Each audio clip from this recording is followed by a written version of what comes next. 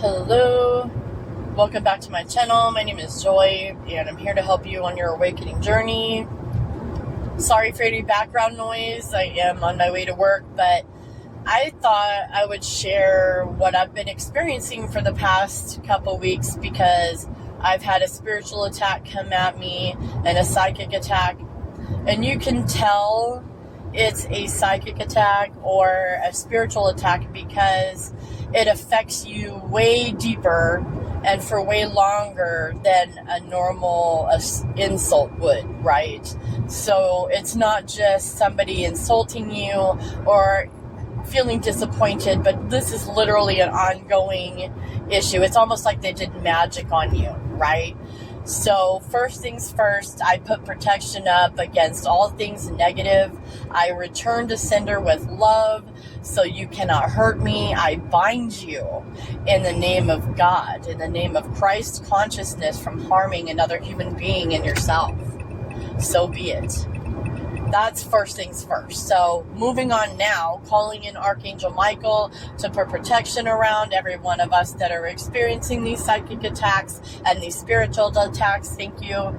Thank you for your protection. But I mean, seriously, if you want to attack me after I've been working on my life for a year, let me hear that. A year later. You know what I went through to get here? So I know that I haven't talked about my story a lot because I've been very private about it. I've had to deal with sabotage. I've had to deal with court cases. I've had to deal with the narcissist and his family. And now he has a fiance after 4 months, which is him repeating history again. So I feel really bad for this woman who's literally falling for him and what he has to say. It's really pathetic and sad. And I was that woman. I was that woman 10 to 12 years ago. I was her. I did exactly the same thing. He showed up in my life. We were, everything moved really fast. We were in the love bombing stage. We were in the honeymoon stage, whatever you want to call it. It was very high vibrational, moving very fast is what I'm saying. And that is very toxic. That is very toxic, you guys. I didn't know that then. I know that now, So I feel for them, and it is what it is, but it's really sad to watch. And then what's sad, even more sad, is this woman believes everything that this narcissist has said about me and made me look like the crazy person, right? Well, that's what they do. That's what narcissists do. They make every single one of their exes look crazy, just like he did to me. He brainwashed me to believe that his ex was crazy and all this other stuff. And his whole family condoned the abuse. They all condoned the abuse. They all talked about her. They all were bashing her behind her back. They had nothing nice to say about her. So I know they're doing the same thing about me. I know they're doing the same thing to me because history is repeating itself because not one of those people are healing, going to therapy, trying to be a better person.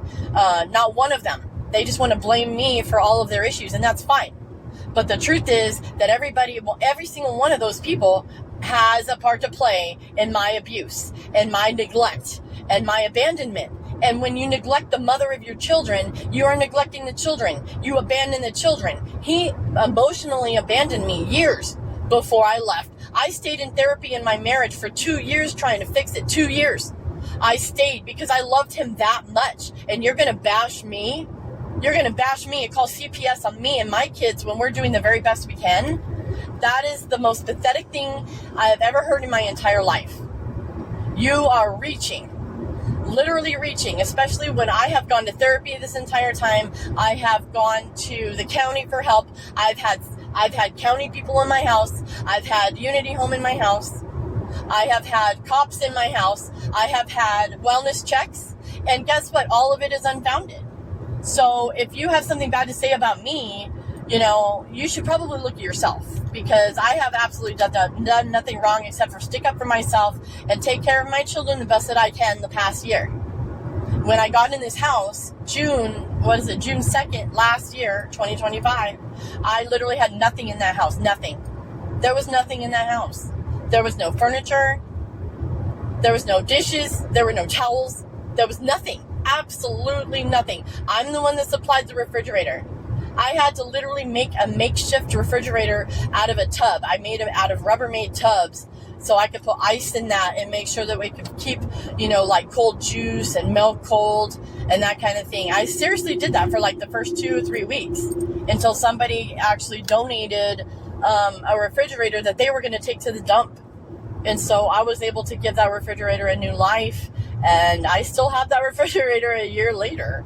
I got the washer and dryer in there.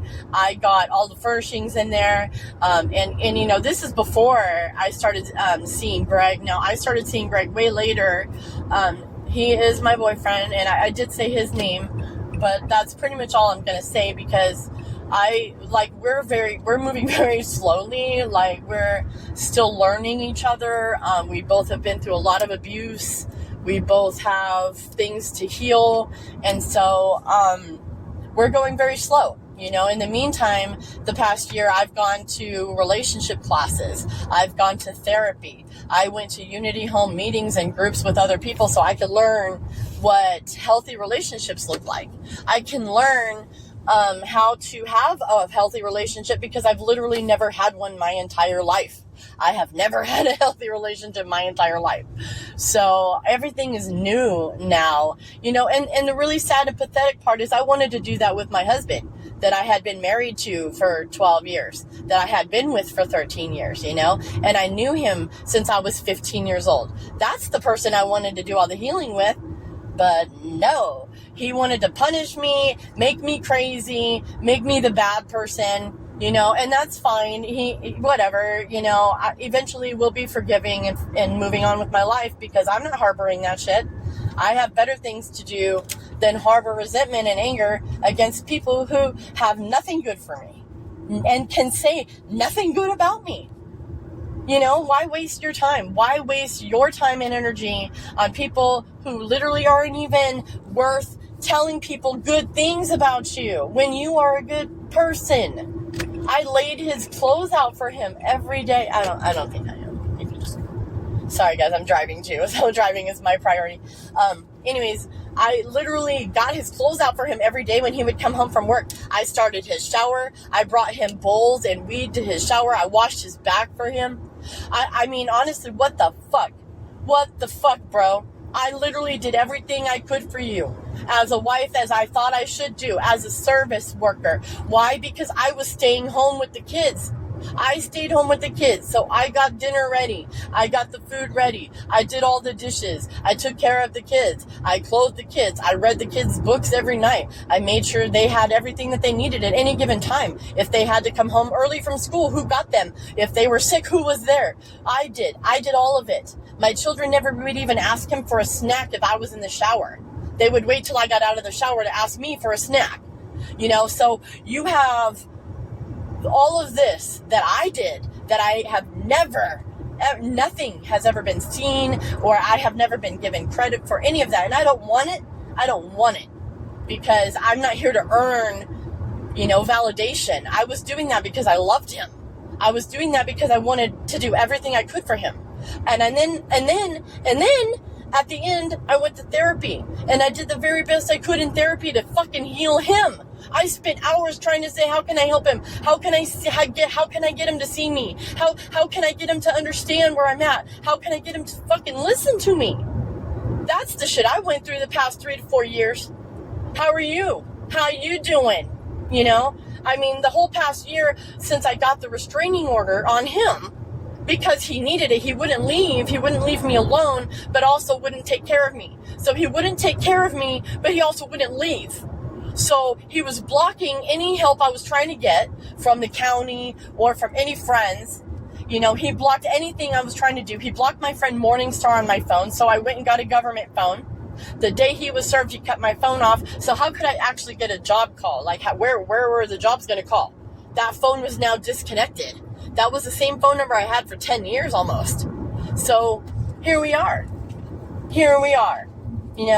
and I'm like over here doing my very best to take care of the children and heal myself so that I don't repeat history, because I don't want to do that. I don't want my kids to live in toxicity. I don't want my children to have to walk on eggshells. I don't want any of that for my kids. I don't want any of that for my family.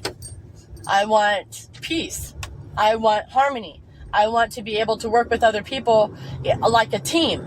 I want their dad to get on board with being on Team Zach and Zoe instead of me. It's not about me.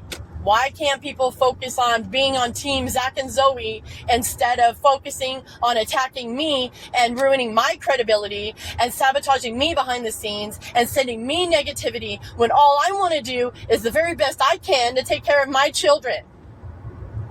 And I want the best for them. Has nothing to do with me whatsoever. None. Absolutely nothing.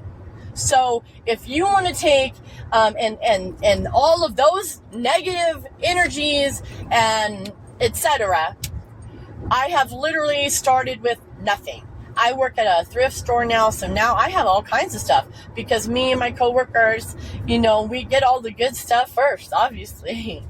We get the good stuff first. My kids have Aeropostale. My kids have Abercrombie and Fitch. My kids have what else? Sorry, Hollister. Not that it matters, okay? That part of it doesn't matter as long as they have clothes on and they're happy. It doesn't matter what brand they are. That's not what I'm saying.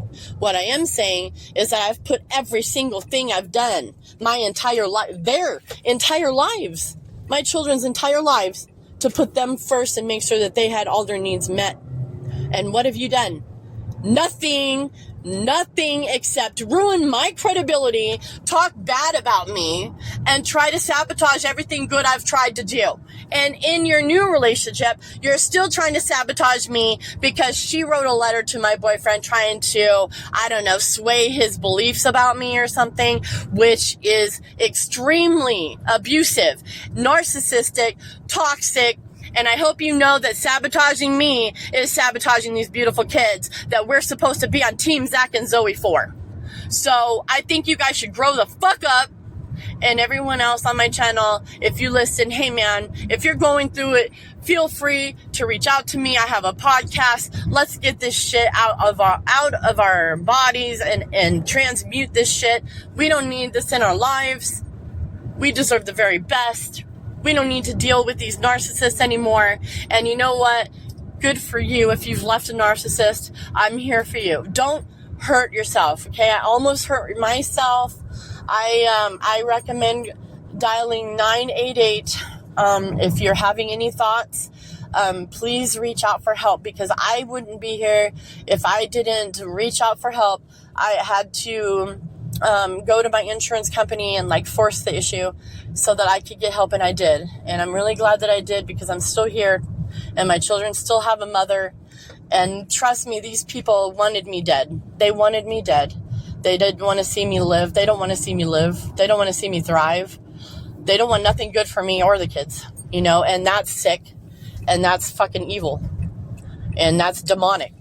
So if you're still here, I love you, and I will try to put some positive energy out here real soon.